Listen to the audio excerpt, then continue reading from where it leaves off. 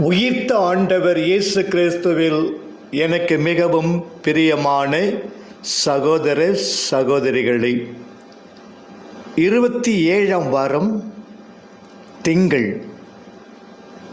முதல் வாசகம் கலாத்தியர் இயல் 1 இறை வாக்கியங்கள் 6 முதல் 12 முடிய. பிற மறையினரின் திருத்தூதரான பவுலடியார் நற்செய்தியை பரப்புவதற்காக பயணங்கள் பல செய்துள்ளார்.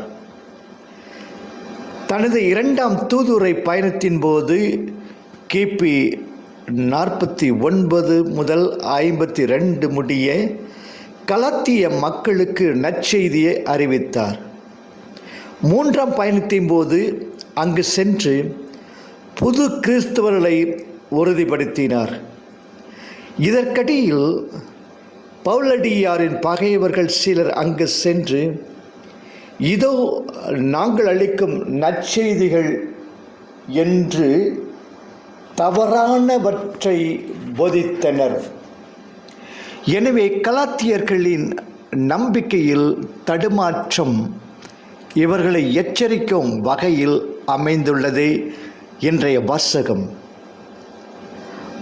அழைப்பு இறைவனது. ஒவ்வொரு ஆன்மாவுக்கும் இறைவன் அழைப்பு விடுக்கிறார். அனைவரும் மீட்பு பெற வேண்டும் என்பதே அவரது இறப்பு. அனைவரும் மீட்பு பெற வேண்டும் என்பதே அவரது விருப்பம். இறை மக்களாகும்படி அழைக்கப்பட்டவர்கள் கடவுளின் அன்பை பெற்றவர்கள். ரோமையர் 1:1. தாயின் வயிற்றிலே பவுலடியாரை தேர்ந்தெடுத்து அருளால் அழைத்த இறைவனை கலாத்தியர்களையும் இப்புது வாழ்வுக்கு அழைத்துள்ளார். பவுலடியாரும் கலாத்தியரும் அழைக்கப்பட்டது போலவே ஒவ்வொரு கிறிஸ்தவனும் சிறப்பான அழைப்பை பெற்றுள்ளான். இது இறைவனின் தனிச்சலுகை. முன் குறித்தவரையே அழைக்கும் அருங்கொடைகள். ரோமையர் 8:30, 9:24. நாம் ஒவ்வொருவரும் நம்மிடமுள்ள தகுதியின் அடிப்படையில் அன்று இறைவனின் இரக்க பேர்க்கால் அழைக்கப்பட்டுள்ளோம். திருமுழுக்கின் வழியாக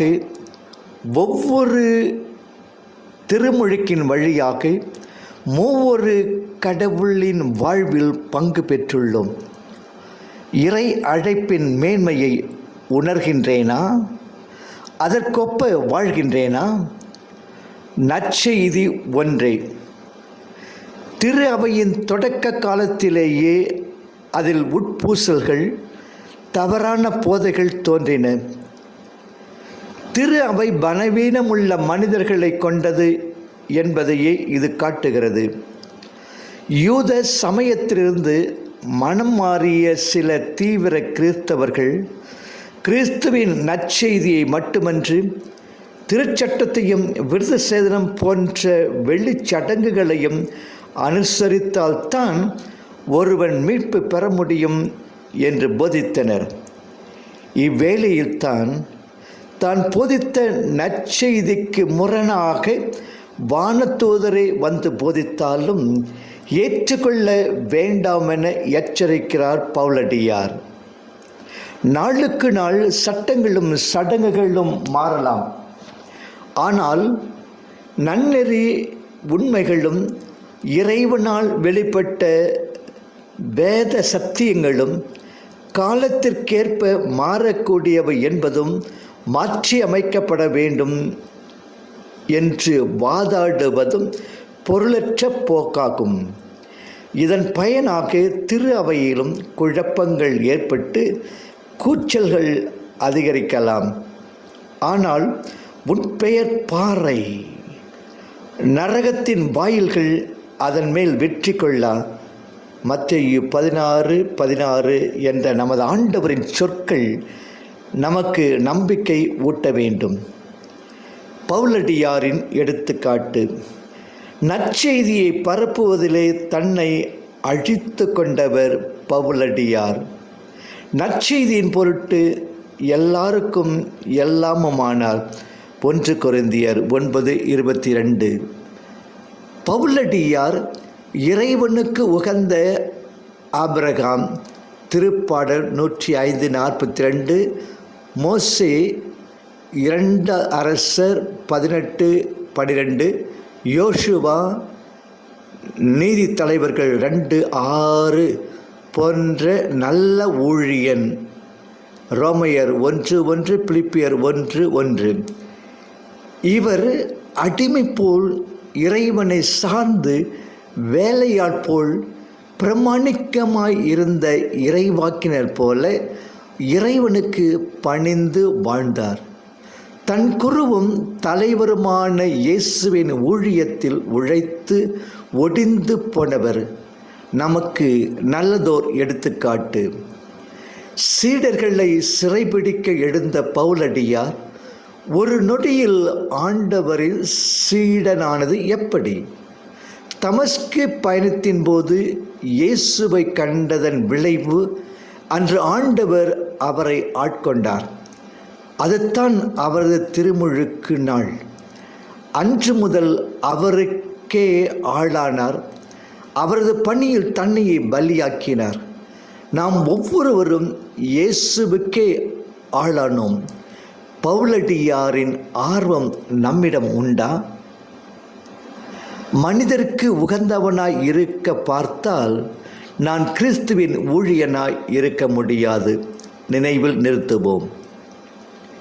2ஆம் வாசகம், நற்செய்தி திருத்தூதன் லூக்கா இயல் 10, இறை வாக்கியங்கள் 25 முதல் 37 முடிய. நற்செய்தியாளர் லூக்கா இறைவனின் எல்லையில்லா இரக்கத்தை பல்வேறு ஓமைகள், நிகழ்ச்சிகள் வழியாக படம் பிடித்து காட்டுகின்றார். இந்த ஓமையில் இறையேசு நமது நல்ல சமாரியனாக நம்முள் காட்சியளிக்கின்றார். யார் அயலான் என்ற வினாவின் விடையாக அமைவது இந்த ஓமை. முடிவெல்லாம் வாழ்வு பெற நான் என்ன செய்ய வேண்டும் என்று சட்ட வல்லுநன் கேட்டான். இது நாம் ஒவ்வொருவரும் கேட்க வேண்டிய கேள்வியாகும். யோவான் 5:24. அயலான் அன்பன் யார்? இறைவனை அன்பு செய். இணைச்சட்டம் 6:5. அயலானை அன்பு செய். லேவியர் 19:18 என்ற போதனைகளை இணைத்து கூறினார் ஆண்டவர். இவை இரண்டும் ஒரு நாணயத்தின் இரு பக்கங்கள். நான் கடவுளுக்கு அன்பு செய்கிறேன் என்று சொல்லிக்கொண்டு ஒருவன் தன் சகோதரனை வெறுத்தால் அவன் பொய்யன். 1 யோவான் 4:20-21. யூத மரபுபடி ஒரு யூதன் மற்றவனுக்கு அயலான். எவனவே அவனுக்கு மட்டுமே அன்பு செய்ய வேண்டும். யூதர்களுக்கு தொல்லை கொடுப்பவர்களை வெறுக்க வேண்டும். இம்மரபை மாற்றி ஒருவன் அனைவருக்கும் அன்பு செய்ய கடமைப்பட்டுள்ளான். சிறப்பாக யாருக்கு உதவி தேவையோ அவன் நமக்கு எதிரியாக இருந்தாலும் அவனுக்கு உதவ வேண்டும். அவனே நமது அயலான் என்ற உண்மையை இந்த ஓமை தெளிவுபடுத்துகிறது. இன்னார் செய்தார்க்கும் இனியவே செய்யாக்கால் என்ன பயத்த சால்பு. குறள் 987.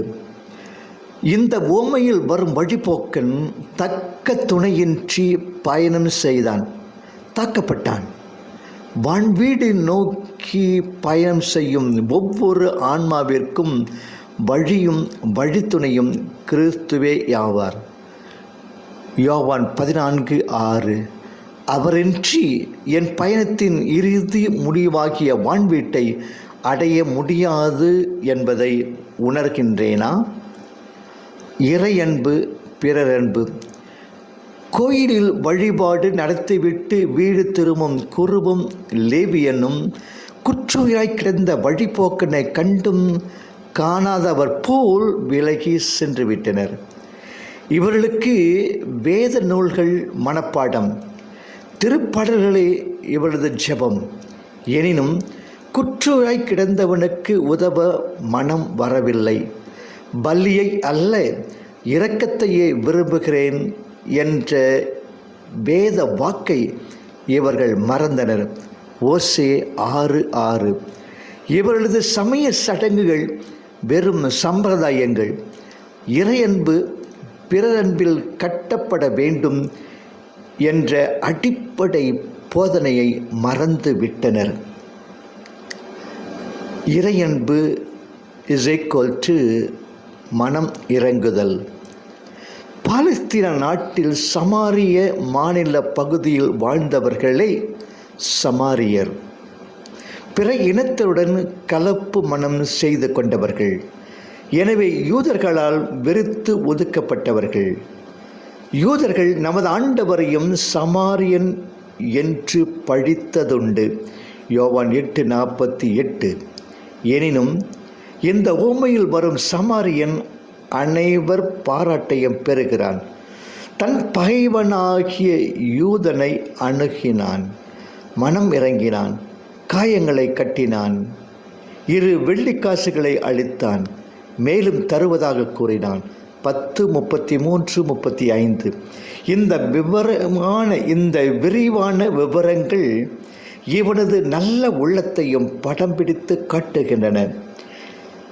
சென்னை நகரில் விபத்துக்குள்ளாகி வீதியிலே கிடந்த ஒருவனை பற்றி எவரும் கவலைப்படாத நிலையில் பூவிற்கும் பெண்மணி அவனை உடனே அள்ளி ஒரு ரிக்ஷாவில் போட்டுக்கொண்டு மருத்துவமனையில் சேர்த்த பொழுது அவள் நல்ல சமாரியன் ஆகிவிட்டாள்.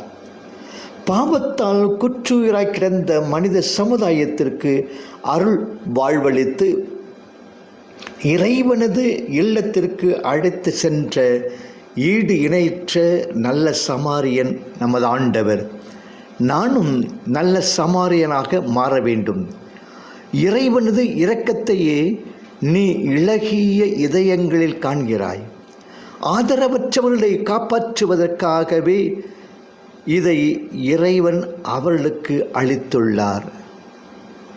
ஒருவன் எதை செய்கிறான், எதை செய்யவில்லை என்ற அடிப்படையில் அவனை எடை போடுவதை விட ஒருவன் எவ்வளவு துன்பத்தை அனுபவிக்கிறான் என்ற அணுகுமுறையே சிறந்தது என்பது ஓர் அறிஞரின் கணிப்பு.